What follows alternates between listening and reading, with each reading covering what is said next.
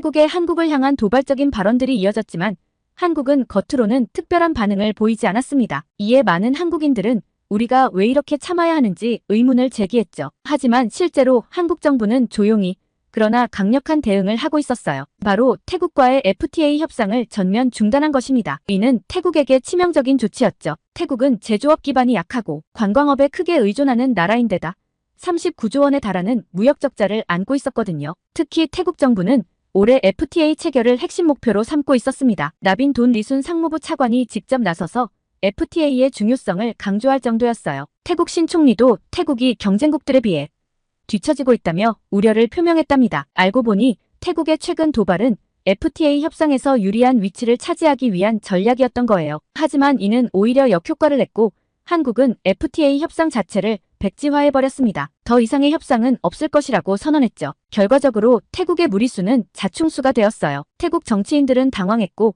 결국 이 피해는 태국 서민들에게 고스란히 돌아가게 되었는데요. 여기 그 피해를 입은 태국인 중 한 명이 보내온 사연이 있습니다. 바로 들으러 가시죠. 구독, 좋아요 꾹 눌러주세요. 안녕하세요.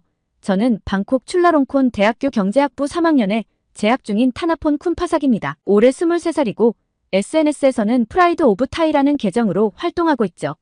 10만 명이 넘는 팔로워들과 함께 태국의 자부심을 지키기 위해 열심히 활동하고 있습니다. 우리 가족은 방콕에서 꽤 유명한 로이얼 로터스 호텔 체인을 운영하고 있어요. 아버지께서 20년 전 첫 호텔을 시작하셔서 지금은 태국 전역에 15개의 호텔을 가지고 계시죠. 저는 어릴 때부터 호텔 후계자로 자라왔고 그만큼 자부심도 컸습니다. 특히 우리 호텔은 아시아에서 가장 럭셔리한 호텔 중 하나로 손꼽힙니다. 방콕에 있는 본점은 차오프라야 강변에 자리 잡고 있어서 방콕의 야경이 한눈에 들어오죠. 객실 요금도 보통 하루에 $1,000가 넘을 정도로 최고급을 자랑하고 있어요. 하지만 최근 들어 우리나라가 너무 화가 나는 일들이 많아졌어요. 특히 한국이 우리 태국인들을 무시하는 태도가 정말 참을 수 없었습니다. 한국에서 우리 태국 사람들의 입국을 거부하고 마치 우리가 범죄자라도 되는 것처럼 취급하는 걸 보면서 분노가 치밀어 올랐죠. 더구나 한국 관광객들의 태도는 정말 못마땅했어요. 우리 호텔에 묵으면서도 항상 불평불만이 많았고 직원들을 무시하는 태도로 대했죠. 이게 무슨 5성급 호텔이냐?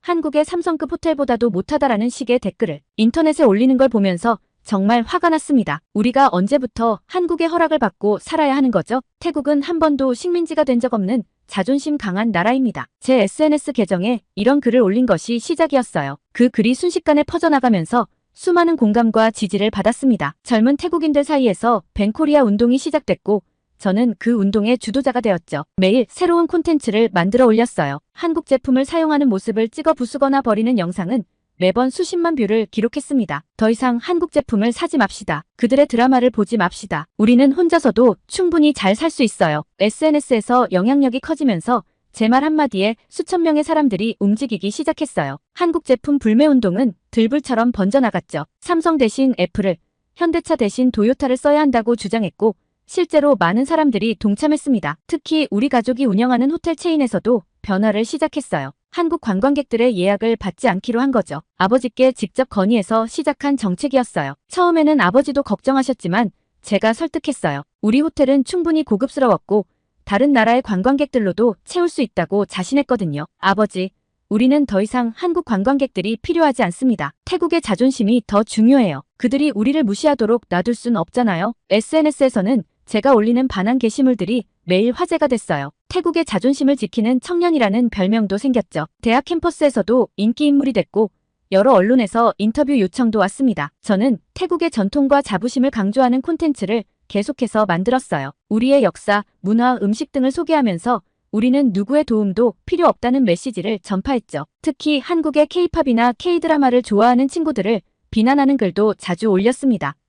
우리는 더 이상 한국을 따라할 필요가 없어요. 태국은 이미 충분히 강한 나라입니다. 우리만의 길을 갈 거예요. 태국의 전통음악이 K-팝보다 훨씬 아름답고 우리의 드라마가 더 재미있어요. 이런 제 주장에 많은 또래들이 열광했죠. 집회도 여러 번 열었어요. 한국 대사관 앞에서 시위도 하고 한국 기업들의 매장 앞에서 피켓 시위도 했습니다. 한 번은 300명이 넘는 대학생들과 함께 삼성 매장 앞에서 시위를 벌이기도 했죠. 그때는 제가 정말 의미 있는 일을 하고 있다고 믿었어요. 우리의 시위는 점점 더 과격해져 갔습니다. 한국 제품을 사용하는 사람들을 찍어서 SNS에 공개하고 그들을 매국노라고 부르기도 했어요. 심지어 한국 음식점을 운영하는 태국인들의 가게 앞에서 시위를 벌이기도 했죠. 하지만 그때는 몰랐습니다. 제가 얼마나 어리석은 행동을 하고 있었는지, 그리고 그 대가가 얼마나 크게 돌아올지를. 지금 생각하면 부끄럽기만 한 순간들이었죠. 태국의 자존심을 지킨다는 명분으로 시작된 이 운동이 결국에는 우리 자신의 발등을 찍게 될 줄은 그 누구도 예상하지 못했습니다. 특히 저는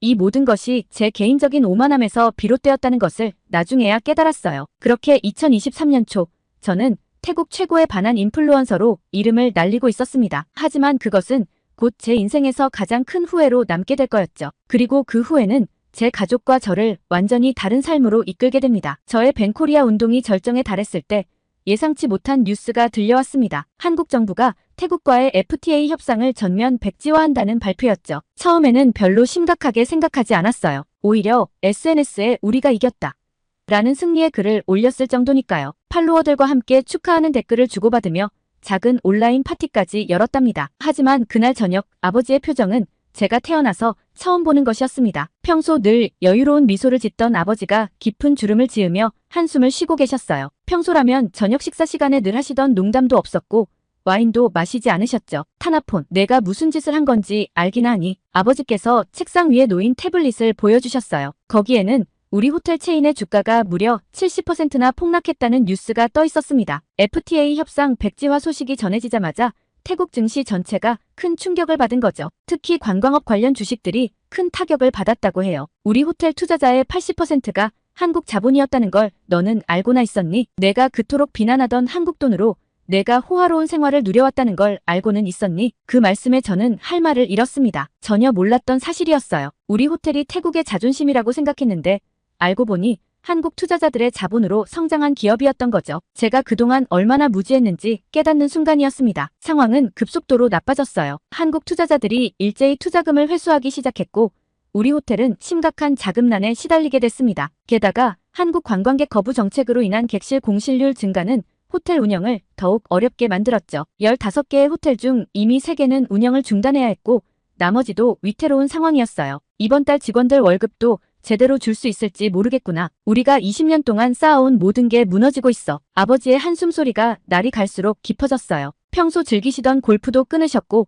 어머니의 명품 쇼핑도 중단됐습니다. 우리 집 차고에 있던 고급 차들도 하나둘씩 팔려나갔죠. 벤츠, 벤틀리, 한때 제가 그토록 자랑스러워하던 차들이 남의 손에 넘어가는 걸 지켜봐야 했습니다. 제가 다니던 대학 근처의 고급 콘도도 정리해야 했어요. 더 이상 혼자 살기에는 너무 비싼 곳이 되어버렸거든요. 부모님 집으로 돌아가면서 처음으로 현실을 직시하게 됐습니다. 제 방의 크기가 이전 콘도의 화장실만큼도 안 되는 걸 보며 이게 현실이구나 싶었죠. SNS에서는 제 영향력도 급격히 떨어지기 시작했어요. 팔로워들이 하나둘씩 떠나갔고 제가 올리는 글에 비난 댓글이 달리기 시작했습니다. 한때 저를 열렬히 지지하던 사람들도 이제는 등을 돌렸죠. 내가 주도한 반환 운동 때문에 우리 회사도 문을 닫게 생겼어. 우리 가족이 실직하게 생긴 게 다 너 같은 사람 때문이야. 너는 책임질 준비는 되어 있니? 우리의 생계는 누가 책임져? 댓글들을 보면서 처음으로 제가 한 행동의 결과가 어떤 것인지 깨닫기 시작했어요. 제 오만한 행동이 단순히 우리 가족뿐만 아니라 수많은 태국인들의 생계에 영향을 미치고 있었던 거죠. 한순간의 감정적인 행동이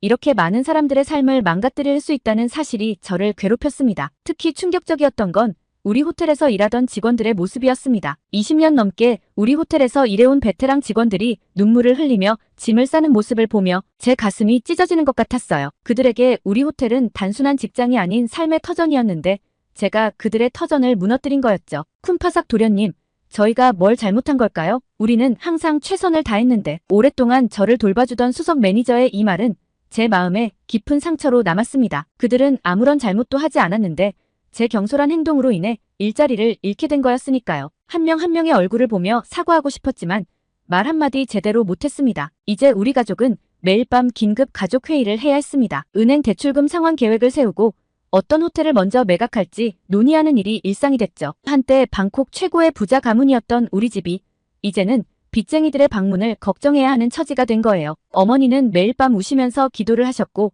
여동생은 학교에서 친구들의 눈치를 보며 지내야 했습니다. 우리 가족 모두가 제가 저지른 실수의 대가를 함께 치르고 있었던 거죠. 타나폰, 이제 내 등록금도 내기 어려울 것 같구나. 내가 휴학을 해야 할 것 같아. 아버지의 이 말씀은 저를 완전히 절망으로 몰아넣었습니다. 저는 처음으로 아르바이트를 찾아보기 시작했어요. 한 번도 해본 적 없는 일이었지만 이제는 선택의 여지가 없었죠. 하지만 제 이름이 이미 SNS에서 유명해진 탓에 어느 곳에서도 저를 받아주려 하지 않았습니다. 그동안 당연하게 여겼던 것들이 하나둘씩 사라지기 시작했습니다. 매일 아침 먹던 고급 커피, 친구들과의 호화로운 저녁 모임, 주말마다 가던 스파 트리트먼트, 이제는 모두 꿈같은 이야기가 되어버렸어요. 심지어 학교 구내식당에서 밥을 먹을 때도 가격을 확인하는 습관이 생겼죠. 가장 큰 충격은 우리 집 메이드였던 아줌마가 떠나는 날이었습니다. 제가 태어났을 때부터 저를 돌봐주신 분이었는데 이제는 그분의 월급조차 감당할 수 없게 된 거죠. 그제서야 저는 진정으로 눈물을 흘렸습니다. 그분이 마지막으로 챙겨주신 도시락을 들고 집을 나서면서 제가 얼마나 큰 실수를 저질렀는지 다시 한번 깨달았어요. 이제 저는 매일 아침 지하철을 타고 학교에 다녀야 했어요. 처음으로 대중교통을 이용하면서 평범한 시민들의 일상을 마주하게 됐죠. 그리고 그들의 얼굴에서 제가 저지른 실수의 결과를 보게 됐습니다. 출근길에 지친 표정으로 스마트폰을 보는 사람들, 그 화면 속에는 또 다른 회사의 폐업 소식이 흐르고 있었죠. 이것이 바로 현실이었습니다. 제가 그토록 자랑스러워하던 태국의 자존심은 결국 허상이었고 우리는 서로 협력해야만 살아갈 수 있는 존재라는 걸 뼈저리게 깨달았죠. 결국 저는 학교 근처 길거리 포장마차에서 아르바이트를 시작하게 되었습니다. 한때 호화로운 호텔의 후계자였던 제가 이제는 하루 300바트 벌기 위해 기름 냄새와 씨름하게 된 거죠. 포장마차 주인 아저씨는 처음에 저를 의심의 눈초리로 바라보셨어요. 부유한 집 도련님이 왜 이런 일을 하겠냐는 눈빛이었죠. 처음에는 너무나 창피했어요. 혹시라도 아는 사람이 볼까봐 마스크와 모자를 푹 눌렀었죠. 손에는 화상을 입어 연고를 바르기 일쑤였고 옷에서는 항상 기름 냄새가 났습니다. 하지만 생존을 위해서는 선택의 여지가 없었습니다. 등록금과 생활비를 벌어야 했으니까요. 포장마차가 있는 곳은 램차방 공단 근처였어요. 예전에는 한국 기업들의 공장이 즐비했던 곳이죠. 삼성, LG, 현대, 큰 기업들의 간판이 즐비했던 이곳은 이제 텅 빈 건물들만 남아있었습니다. 밤이 되면 깜깜한 공장 건물들이 마치 유령처럼 서 있는 모습이 너무나 쓸쓸해 보였어요. 아저씨, 여기 예전에는 사람이 더 많았다면서요? 포장마차 사장님은 깊은 한숨을 내쉬셨어요. 그럼 공장들이 돌아갈 때는 저녁마다 술술 장사가 잘 됐지. 공장 직원들이 퇴근하면서 꼭 들르곤 했어. 한국 직원들은 특히 단골이었지. 매운 음식을 잘 먹었거든. 근데 이제는 봐봐.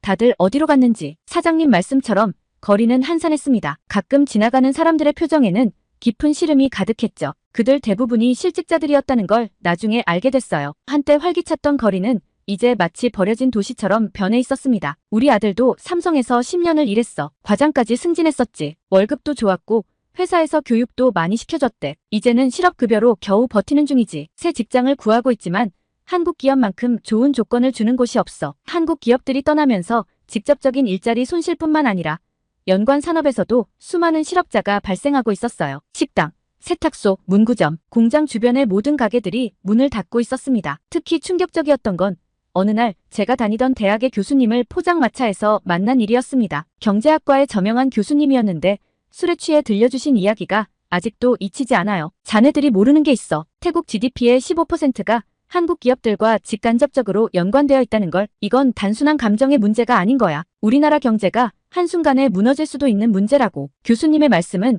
제게 큰 충격을 주었습니다. 제가 그동안 얼마나 무지했는지 현실을 제대로 보지 못했는지 깨달았죠. 교수님은 계속해서 설명해 주셨어요. 한국 기업들이 가져온 기술 혁신, 일자리 창출, 수출 증대 효과까지. 우리가 잃어버린 것은 단순한 공장 몇 개가 아니었던 거죠. 매일 밤 포장마차에서 일하면서 저는 더 많은 이야기를 듣게 됐어요. 한국 기업에서 일하다 실직한 사람들, 그들의 가족들, 주변 상인들, 그들의 이야기는 모두 비슷했습니다. 안정적이었던 삶이 한순간에 무너져버린 거죠. 한국 회사는 월급도 제때 주고 복지도 좋았는데 이제는 그런 직장 구하기 힘들어. 중국 회사들은 월급도 적게 주고 노동 강도는 더 세다더라. 우리 딸이 다니던 학원도 문 닫았어. 공장 직원들 자녀가 많았거든. 이제는 애들 학원비도 부담스러워. 이런 이야기들을 들으며 한국 기업들이 단순히 돈을 벌기 위해 태국에 있었던 게 아니란 걸 알게 됐어요. 그들은 우리 지역 사회의 중요한 일부였던 거죠. 일자리를 만들고 기술을 전수하고 지역 경제를 활성화시켰던 겁니다. 더 충격적인 사실은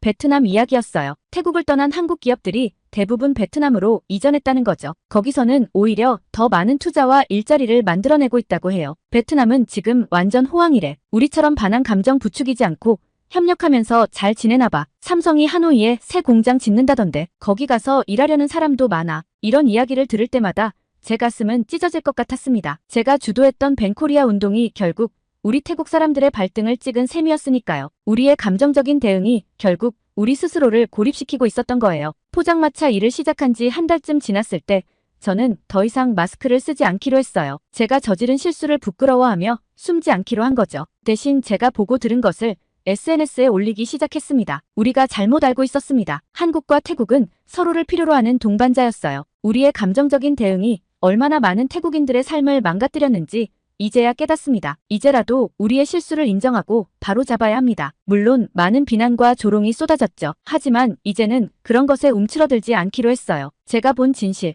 제가 들은 이야기들을 계속해서 전하기로 한 겁니다. 그것이 제가 저지른 잘못을 조금이나마 만회하는 길이라고 생각했으니까요. 매일 밤 포장마차에서 일하면서 저는 조금씩 변화하고 있었습니다. 더 이상 허황된 자존심이나 감정적인 대응이 아닌 현실을 직시하고 해결책을 찾아야 한다는 걸 깨달았죠. 그리고 그 해결책의 시작은 우리가 저지른 실수를 인정하는 것이라고 생각했습니다. 이제는 한국과의 관계를 회복하는 것이 우리의 살 길이라는 걸 분명히 알게 됐으니까요. 하지만 그 길이 얼마나 어려울지 그때는 아직 알지 못했습니다. 어느 날 저녁, 평소처럼 포장마차에서 일하고 있을 때였습니다. 항상 자리를 지키던 단골 손님들이 하나둘 떠나고 한적해진 시간에 한 중년의 한국인 손님이 찾아왔어요. 처음에는 무시하려고 했죠. 아직 제 마음 한켠에는 반한 감정이 남아있었으니까요. 솔직히 말씀드리면 그때까지만 해도 한국인들이 우리나라를 떠난 것이 오히려 잘된 일이라고 생각했었거든요. 저기 푸파 퐁커리 하나 주세요. 태국어로 주문하는 그의 모습에 저는 못 들은 척했습니다. 하지만 그는 오히려 따뜻한 미소를 지으며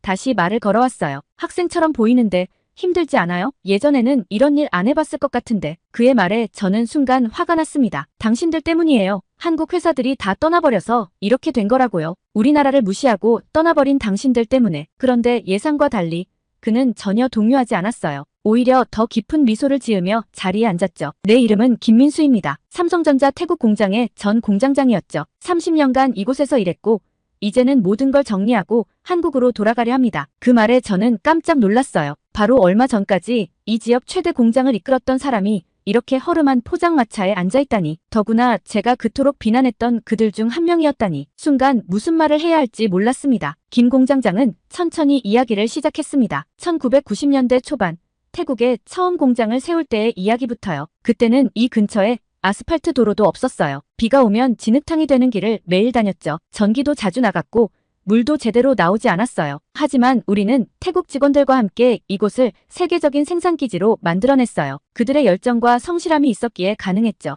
2000년대에 들어서며 공장은 전성기를 맞았다고 해요. 연간 수출액이 10억 달러를 돌파했고 직원도 2만 명이 넘었다고 합니다. 단순히 공장 하나가 아닌 지역 전체의 경제를 살리는 심장과도 같은 존재였던 거죠. 우리 직원들이 얼마나 성실했는지 아나요? 기술을 배우려는 의지가 대단했어요. 덕분에 태국 직원들이 점점 더 중요한 포지션을 맡게 되었죠. 처음에는 단순 조립만 하던 직원들이 나중에는 공정 관리자가 되고 연구개발팀에도 들어갔어요. 특히 인상적이었던 건 김 공장장이 태국어로 직원들의 이름을 하나하나 기억하고 있다는 점이었어요. 그들의 가족사까지 상세히 알고 있었죠. 이게 바로 진정한 협력이구나. 처음으로 그런 생각이 들었습니다. 그러다 김 공장장은 파업 사태를 이야기했습니다.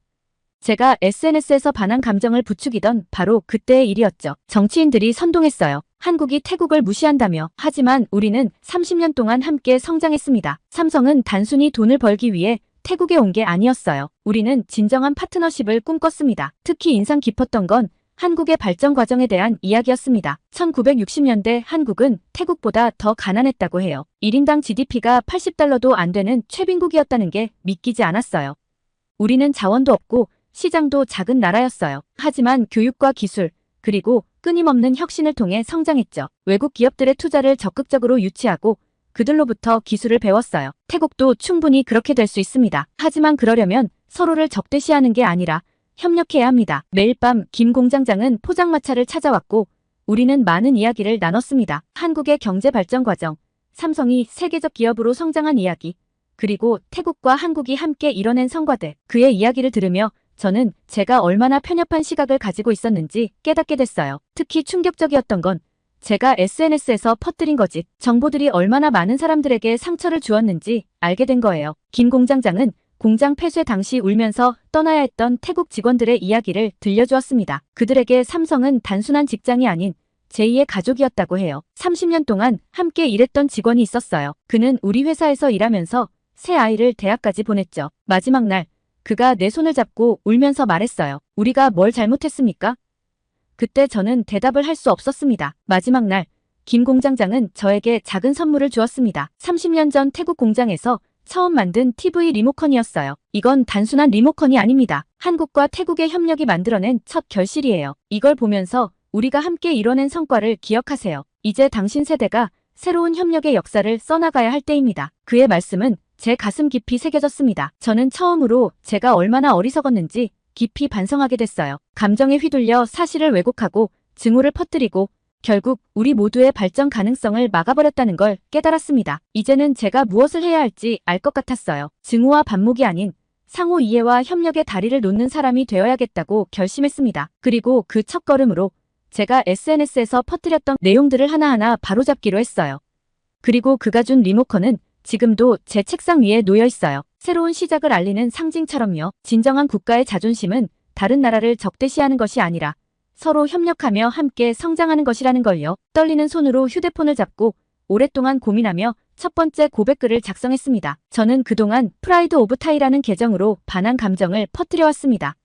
10만 명이 넘는 팔로워들과 함께 벤코리아 운동을 주도했죠. 하지만 이제는 제가 얼마나 큰 잘못을 저질렀는지 깨달았습니다. 제가 퍼뜨린 거짓 정보와 증오로 인해 수많은 태국인들이 일자리를 잃었고 우리 경제는 큰 타격을 받았습니다. 처음 올린 이 게시물은 순식간에 화제가 되었어요. 좋아요 수가 폭발적으로 늘어났지만 대부분은 비난의 목소리였습니다. 한때 저를 열렬히 지지하던 팔로워들은 배신자, 매국노라며 저를 공격했고 일부는 제 개인정보를 공개하겠다고 협박했죠. 너의 가족이 파산한 게 잘 되었다.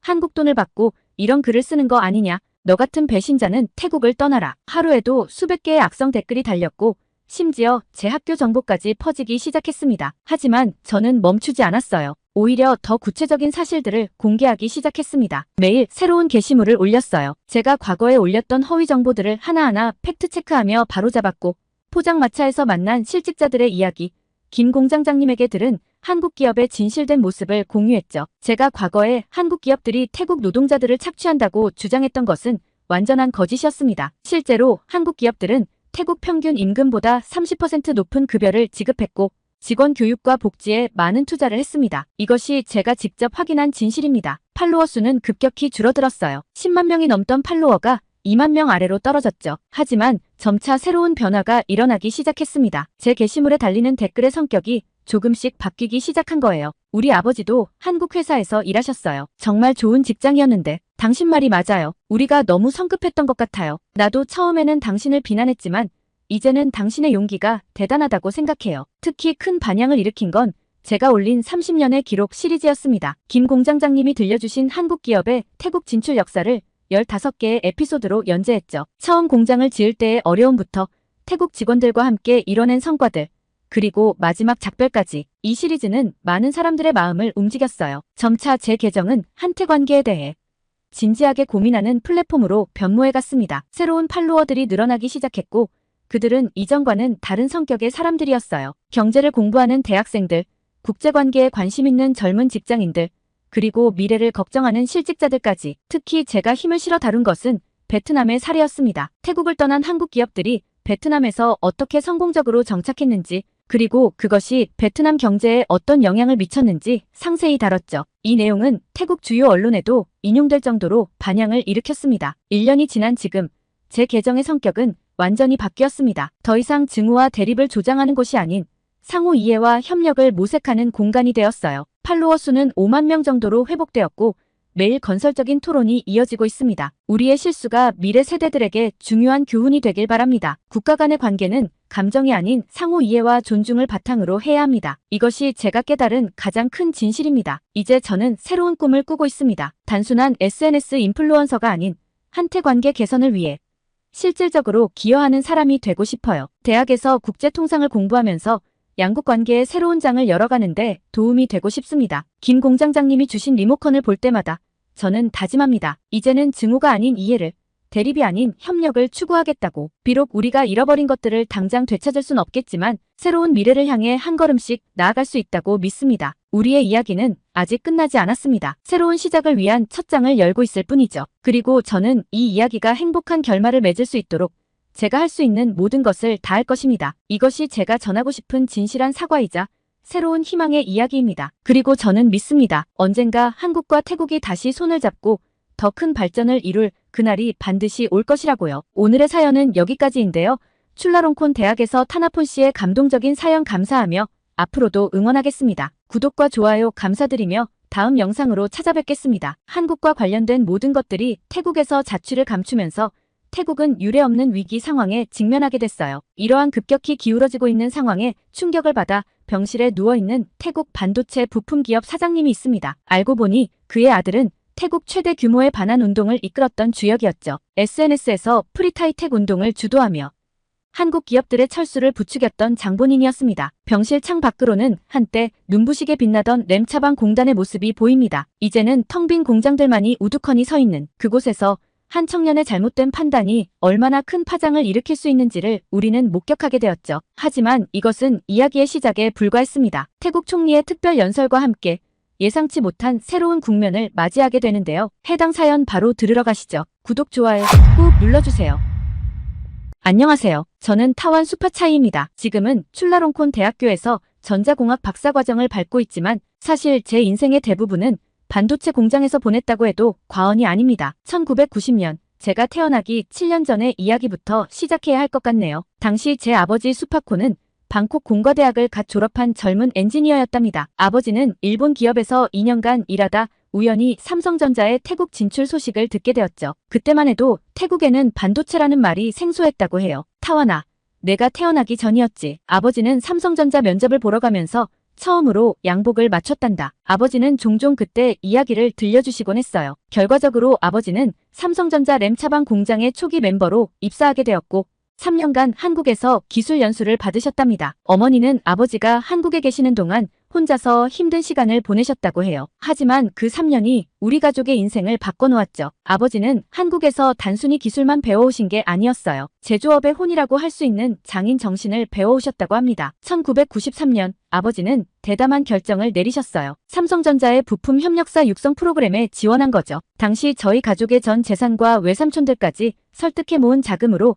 작은 공장을 시작했다고 해요. 타이 프리시전 일렉트로닉스의 시작이었습니다. 처음에는 정말 작은 공장이었다고 해요. 직원이 30명도 채 되지 않았죠. 하지만 아버지의 한국 연수 경험과 기술력을 인정받아 삼성전자의 부품 납품 계약을 따낼 수 있었답니다. 작은 부품 하나하나를 만들 때마다 아버지는 직접 품질을 검수하셨다고 해요. 제가 태어난 건 1997년이에요. IMF 외환위기가 태국을 강타했던 그 해죠. 많은 기업들이 무너져 내렸지만 아버지의 회사는 삼성전자의 안정적인 발주 덕분에 살아남을 수 있었다고 합니다. 오히려 그 시기에 더 성장했다고 하네요. 위기가 기회였던 거죠. 어린 시절 제 놀이터는 공장이었어요. 저희 집이 공장 바로 옆에 있었거든요. 주말이면 아버지를 따라 공장을 돌아다니는 게 일상이었죠. 다른 아이들이 장난감을 가지고 놀 때 저는 불량품으로 나온 반도체 부품들을 가지고 놀았답니다. 특히 기억에 남는 건 공장 안의 클린룸이에요. 하얀 방진복을 입고 들어가던 그곳은 마치 다른 세상 같았죠. 아버지는 제가 5살 때 처음으로 미니 방진복을 맞춰주셨어요. 지금도 그때 찍은 사진이 아버지 사무실에 걸려있답니다. 이게 바로 우리나라의 미래란다. 타완. 아버지는 늘 그렇게 말씀하시며 반도체의 중요성을 강조하셨어요. 초등학교 때는 방과 후면 공장 직원들의 아이들과 함께 공장 구내식당에서 숙제를 했죠. 지금 생각해보면 그때가 참 행복한 시절이었어요. 직원들은 저를 자신들의 아이처럼 여겨주었답니다. 특히 연구소의 피차이 아저씨는 제게 전자공학의 기초를 가르쳐 주셨어요. 방학 때마다 저를 위해 작은 실험들을 준비해 주셨죠. LED로 만든 회로부터 시작해서 간단한 진동 센서까지 그분 덕분에 전자공학의 재미를 알게 되었답니다. 제가 초등학교에 입학할 무렵 우리 회사는 놀라운 성장을 이루고 있었습니다. 직원이 1000명을 넘어섰고 삼성전자의 1차 협력사 중 최고 등급을 받았죠.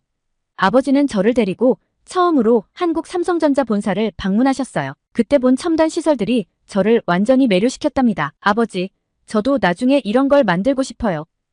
제 말에 아버지는 흐뭇하게 웃으셨죠. 그 후로 저는 더욱 열심히 공부했어요. 특히 물리와 수학에 푹 빠져들었죠. 방과 후면 공장의 연구소에 가서 엔지니어들의 일하는 모습을 구경하곤 했답니다. 중학교 3학년 때는 제가 설계한 회로도로 학교 과학경진대회에서 금상을 받기도 했어요. 물론 피차이 아저씨의 도움이 컸지만 그때의 성취감은 정말 특별했답니다. 아버지는 그 상장을 사무실에 걸어두셨어요. 지금도 거기 있을 거예요. 고등학교 시절 우리 회사는 이미 태국 최대의 반도체 부품 제조사로 성장해 있었어요. 직원이 5,000명을 넘어섰고 매출은 연간 10억 달러를 돌파했죠. 저는 자연스럽게 전자공학을 전공으로 선택했고 출라롱콘 대학교에 입학했습니다. 대학 시절 저는 방학마다 우리 공장에서 인턴십을 했어요. 현장의 모든 공정을 직접 경험해보고 싶었거든요. 제가 어렸을 때부터 봐왔던 직원들은 저를 반갑게 맞아주었죠. 타완 도련님이 이제 이렇게 크셨네요. 그들의 말에는 진심 어린 애정이 담겨 있었답니다. 대학교 3학년 때는 직접 설계한 반도체 테스트 장비가 실제 생산 라인에 도입되기도 했어요. 아버지는 그때 처음으로 저를 정식 회의에 참석하게 하셨죠. 연구소 엔지니어들과 동등하게 의견을 나누며 제가 진정한 엔지니어로 성장하고 있다고 느꼈답니다. 하지만 그때는 몰랐어요. 제가 그토록 사랑하던 이 공장이, 그리고 우리가 이룩한 모든 것이 얼마나 쉽게 무너질 수 있는지를, 그리고 그 시작이 다름 아닌 제 손에서 비롯되리라는 것을. 지금 돌이켜보면 그때의 제 모습이 너무나 순수하고 또 순진했다는 생각이 듭니다. 태국 반도체 산업의 미래를 꿈꾸며 설레는 마음으로 연구실에 앉아있던 그때 저는 아직 세상의 쓴맛을 몰랐던 거죠. 그리고 그 쓴맛을 제가 직접 만들어내게 될 줄은 더더욱 상상도 못했답니다. 대학원에 진학하면서 제 생각은 조금씩 바뀌기 시작했습니다. 연구실에서 만난 새로운 동료들, 특히 지도 교수님의 영향이 컸죠. 카셈 교수님은 태국의 기술 자립을 주장하시는 분이었어요. 타완, 자네는 아직 젊어서 모를 수 있겠지만 우리는 지난 30년간 기술 종속의 늪에서 벗어나지 못하고 있네. 교수님의 말씀은 제게 큰 충격을 주었습니다. 그동안 저는 한국과의 기술 협력을 당연하게 여겼거든요. 2024년 초 삼성전자 램 차방 공장에서 큰 사건이 터졌습니다. 현지 엔지니어들의 기술 유출 의혹과 함께 임금 차별 문제가 제기된 거죠. 한국인 엔지니어들과 태국인 엔지니어들 사이의 임금 격차가 언론에 보도되면서 상황은 급격히 악화되었어요. 타완, 이건 단순한 임금 문제가 아니야. 우리의 자존심이 걸린 문제라고. 연구실 선배인 파윗의 말에 저는 깊은 공감을 느꼈습니다. 실제로 태국인 엔지니어들의 임금은 같은 직급의 한국인 엔지니어들의 절반 수준에 불과했거든요. 더 큰 문제는 기술 이전 과정에서 드러났습니다. 삼성전자는 핵심 기술의 이전을 계속 미루고 있었고 태국 엔지니어들은 여전히 부차적인 업무만 맡고 있었죠. 이는 저희 회사도 마찬가지였어요. 아버지, 우리는 언제까지 이렇게 남의 기술에 의존해야 하나요? 제가 던진 질문에 아버지는 난처한 표정을 지으셨어요. 타완아, 세상은 내가 생각하는 것처럼 단순하지 않단다. 하지만 저는 더 이상 참을 수 없었습니다. 박사과정 연구실 블로그에 첫 글을 올렸죠. 태국 반도체 산업의 현주소 우리는 언제까지 하청기업으로 남을 것인가? 이 글이 예상치 못한 반향을 일으켰어요. 블로그 글은 순식간에 퍼져나갔고 수많은 공유와 댓글이 달렸습니다. 특히 젊은 엔지니어들의 공감을 많이 얻었죠. 저는 더 구체적인 데이터를 모으기 시작했어요. 태국 반도체 산업의 기술 종속 현황, 임금 격차 문제, 기술 이전 지연 사례들을 정리했죠. 두 번째 글, 한국 기업의 기술 착취. 그들은 우리를 영원한 부품 제조자로 만들려 한다는 더 큰 파장을 일으켰습니다. 이 글은 하루 만에 10만 회 이상 공유되었고 주요 언론에서도 관심을 보이기 시작했어요. 프리타이텍 운동은 자연스럽게 시작되었습니다. SNS에서 해시태그 프리타이, 해시태그 테크 인디펜던스가 트렌드가 되었고 제 팔로워 수는 급격히 증가했죠. 처음에는 20만 명의 팔로워들과 함께 태국의 기술 독립을 외치는 목소리였지만 시기적으로 태국 전역에서 일어나던 벤코리아 운동과 맞물리면서 상황은 더욱 커지기 시작했어요. 특히 방콕의 유명 호텔 체인에서 시작된 한국인 관광객 거부 운동이 SNS를 뜨겁게 달구고 있을 때 제 기술 독립 주장은 마치 기름을 부은 것처럼 반한 감정을 더욱 증폭시켰습니다. 저의 게시물은 단순한 기술 문제를 넘어 민족의 자존심 문제로 확대 해석되기 시작했죠. 우리는 더 이상 한국의 기술 식민지가 되지 않을 것이다. 제가 올린 이 문구는 하루 만에 100만 회 이상 공유되었어요. 댓글창은 순식간에 뜨거운 전쟁터가 되었습니다. 일본의 식민지였던 한국이 이제는 우리나라를 기술로서 식민지배하려고 한다. 과거 일본에게 당했던 서름을 이제는 그들이 우리에게 되갚는 것이다와 같은 자극적인 댓글들이 수천 개씩 달렸죠. 특히 충격적이었던 건 한국은 우리의 기술자들을 디지털 시대의 노예로 만들고 있다라는 댓글이 무려 5만 개가 넘는 좋아요를 받았다는 거예요. 저도 모르는 사이에 제 발언은 점점 더 과격해져 갔고 태국의 주요 반한 인플루언서 중 한 명으로 자리매김하게 되었습니다. 매일 아침 일어나면 수만 개의 좋아요와 수천 개의 댓글이 달려 있었어요. 사람들은 저를 태국의 양심, 기술 독립의 선구자라고 불렀죠. 그런 반응들이 저를 더욱 대담하게 만들었습니다. 이제는 단순히 기술 문제만이 아닌 한국과 관련된 모든 것들을 비판하기 시작했어요. 하지만 아버지의 우려 섞인 목소리가 자꾸 귓가에 맴돌았습니다. 타완, 내가 지금 하는 일이 어떤 결과를 가져올지 생각해보았니? 그때의 저는 아버지의 말씀을 단순한 기성세대의 보수적인 태도로만 여겼어요. 오히려 아버지께서 한국 기업에 너무 종속되어 있다고 생각했죠. 동영상 컨텐츠도 제작하기 시작했습니다. 한국 기업의 기술 착취 실태를 폭로하는 영상들은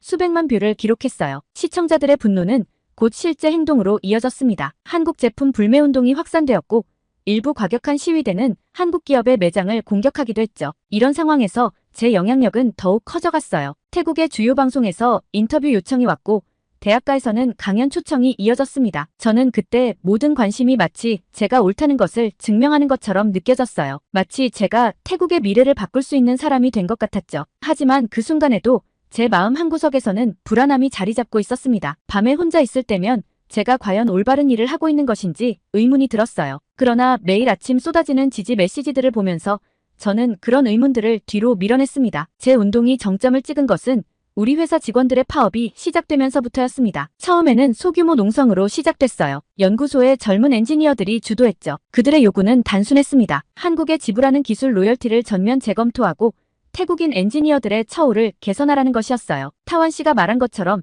우리는 더 이상 한국의 기술 노예가 되고 싶지 않습니다. 연구소 책임자였던 쏨차이 선배의 발언은 전체 직원들의 마음에 불을 지폈어요. 작은 불씨는 순식간에 큰 불길이 되었죠. 아버지는 매일 밤 사태 수습을 위해 고심하셨습니다. 타완아, 내가 이 사태를 수습해야 한다. 내가 시작한 일이니까. 하지만 저는 오히려 파업을 지지하는 글을 SNS에 올렸어요. 그 글은 다시 한번 태국 전역을 뒤흔들었습니다. 타이 프리시전 일렉트라닉스의 아들이 직접 고발합니다.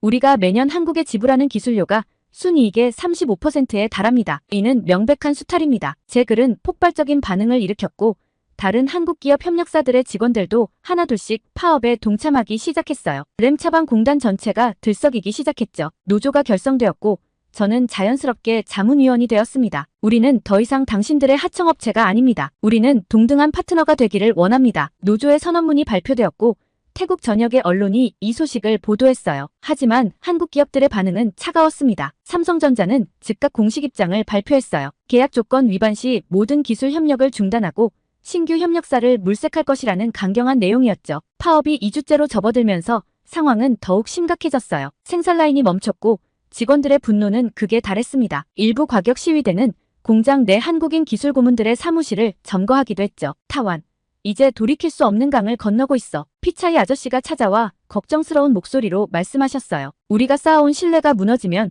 그 다음은 없다는 걸 알아야 해. 하지만 저는 여전히 제가 옳다고 믿었습니다. 오히려 이 기회에 태국의 기술 독립을 이뤄내야 한다고 생각했죠. SNS에서는 해시태그 타이테크레볼루션이라는 새로운 해시태그가 트렌드가 되었고 저는 매일 밤 긴 글을 올리며 운동을 독려했어요. 드디어 삼성전자가 움직이기 시작했습니다. 하지만 그것은 우리가 원하던 방향이 아니었어요. 그들은 태국 내 모든 협력사들과의 계약을 재검토하기 시작했고 베트남과 인도네시아의 새로운 협력사들과 접촉을 시작했다는 소식이 들려왔습니다. 우리가 이길 수 있습니다. 그들이 우리를 떠난다면 우리는 우리만의 기술을 개발하면 됩니다.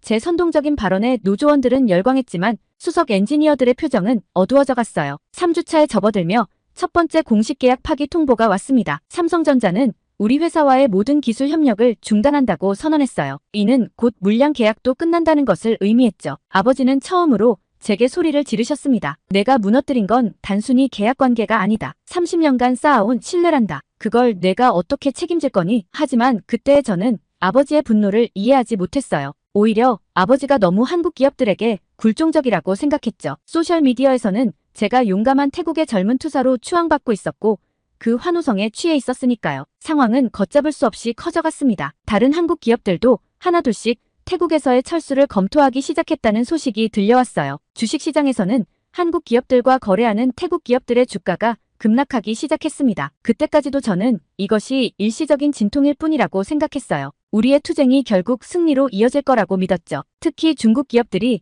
우리에게 관심을 보이기 시작했다는 소식은 저희를 더욱 고무시켰습니다. 보세요. 우리에겐 다른 선택지가 있습니다. 더 이상 한국 기업들에게 굴복할 필요가 없어요. 저는 이 소식을 SNS에 대대적으로 홍보했죠. 하지만 연구소의 고참 엔지니어들은 다른 생각이었어요. 23년차 수석 연구원이었던 솜삭 부장님이 저를 찾아오셨습니다. 타완, 넌 아직 모르는 게 많구나. 우리가 가진 기술의 90%는 삼성과 함께 개발한 거야. 그들이 떠나면 우린 맨 땅에 헤딩하는 거나 다름없어. 그의 말을 무시했던 제가 오만했죠. 저는 오히려 그를 구시대의 유물이라고 비난했어요. SNS에 올린 제 글은 더욱 과격해져 갔습니다. 우리는 그들의 기술 없이도 살 수 있다.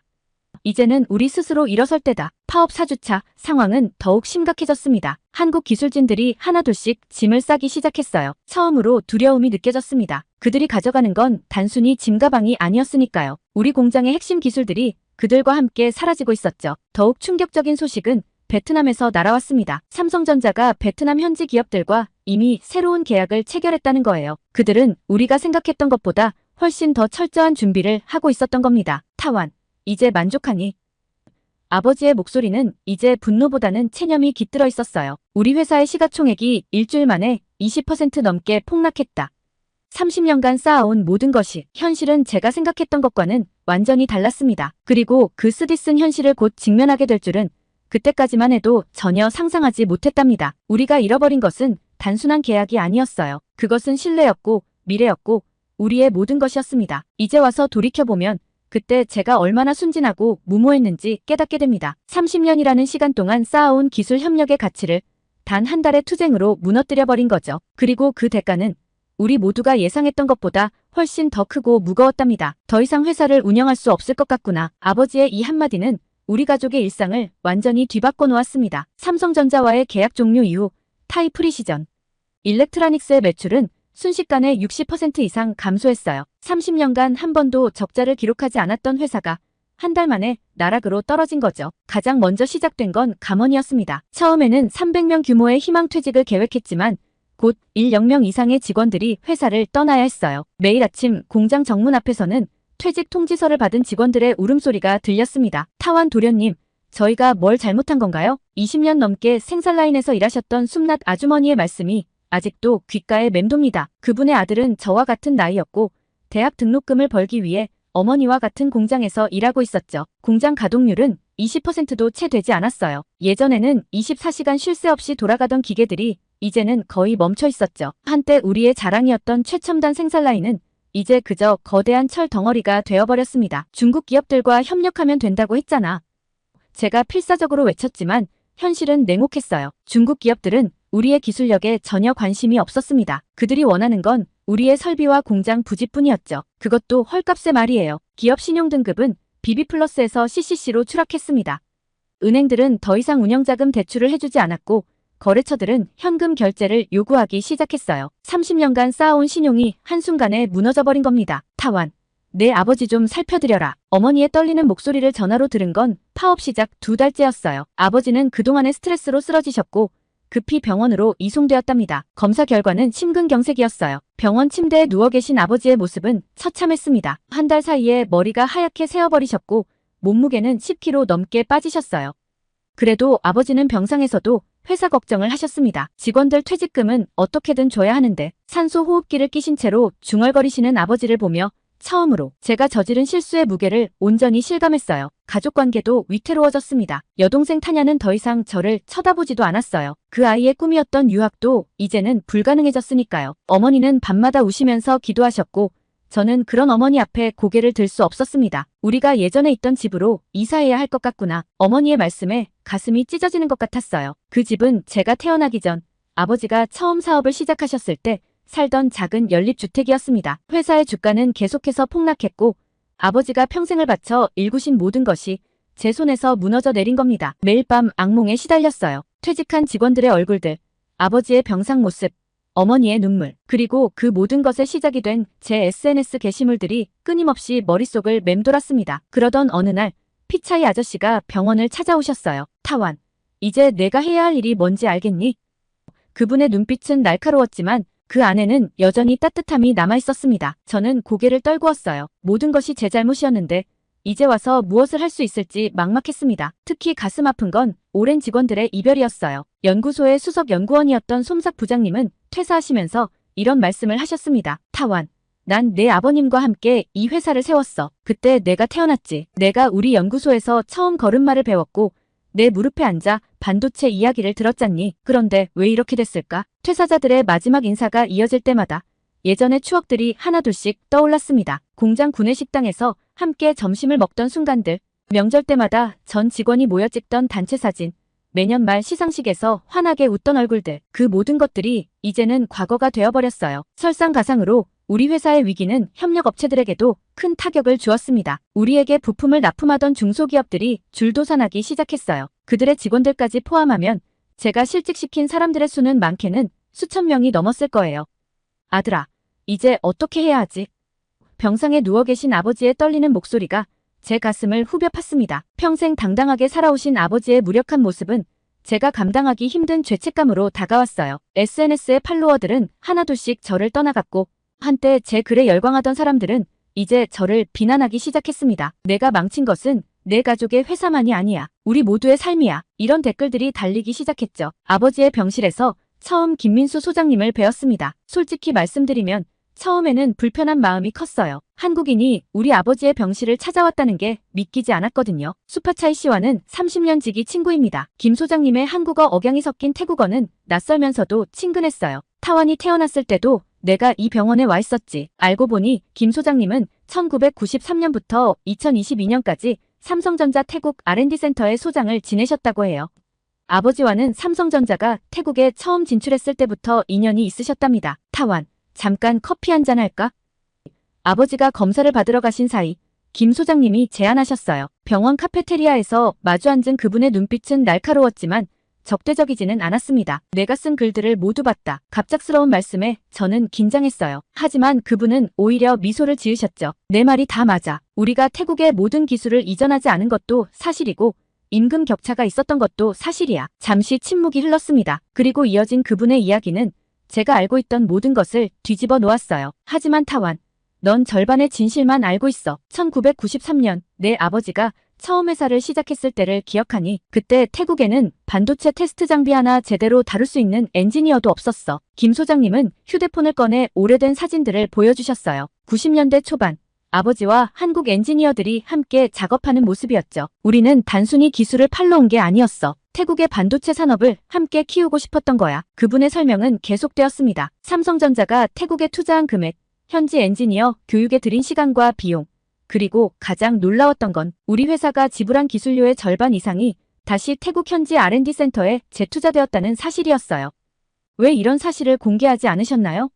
제가 물었죠. 홍보용으로 이런 이야기를 하고 싶지 않았어. 우리는 진정한 파트너십을 원했으니까. 특히 충격적이었던 건 베트남과의 비교였어요. 베트남은 처음부터 우리를 신뢰했어. 기술 이전에 대한 의심도 없었고 임금 격차에 대한 불만도 없었지. 그들은 먼저 배우고 그 다음에 요구하는 순서를 지켰어. 타완, 기술 협력은 결혼과 같은 거야. 라는 김 소장님의 말씀을 듣는 순간 갑자기 제 안에 쌓여있던 감정이 폭발해버렸어요. 그렇다면 왜요? 왜 아무도 제게 이런 이야기를 해주지 않은 거죠? 저도 모르게 목소리가 높아졌습니다. 병원 카페테리아에 있는 사람들이 우리를 쳐다보기 시작했지만 저는 멈출 수 없었어요. 소장님은 처음부터 모든 걸 알고 계셨잖아요. 제가 SNS에 글을 쓸 때, 제가 잘못된 선동을 할 때 왜 아무도 막지 않은 거예요?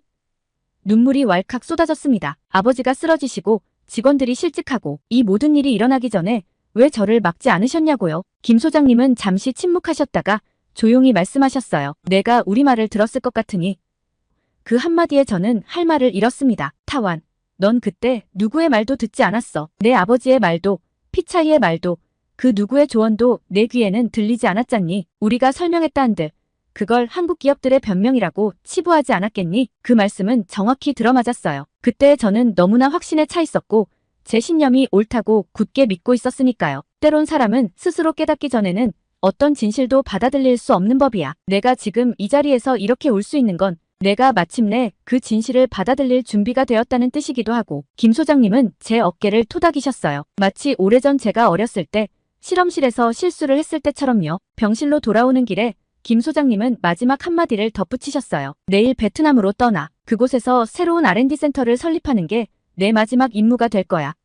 태국에서의 30년이 이렇게 끝나는 게 참 아쉽구나. 그날 밤 저는 처음으로 제 SNS 계정의 모든 글을 삭제했습니다. 그리고 새로운 글을 올렸어요. 저는 그동안 진실의 절반만을 보고 있었습니다. 이제는 모든 것을 다시 시작하려고 합니다. 저는 그동안 진실의 절반만을 보고 있었습니다. 이 한 줄의 SNS 게시물이 태국 전역을 다시 한번 뒤흔들었습니다. 제 갑작스러운 입장 변화에 많은 이들이 혼란스러워했어요. 이제 와서 뭘? 배신자.